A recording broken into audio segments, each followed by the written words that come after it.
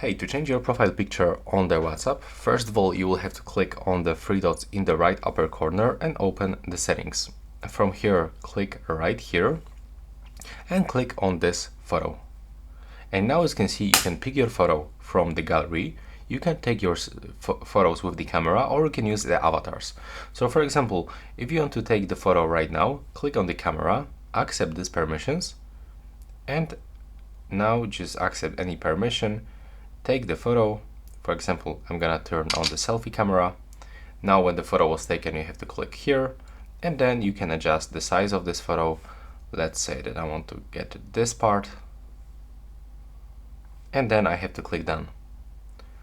Also, if you want to pick photo from the gallery, just click right here and pick something from your gallery.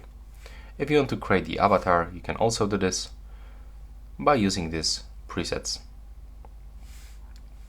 So as you can see, that's how it looks right now. Please subscribe to my channel and see you in the next one.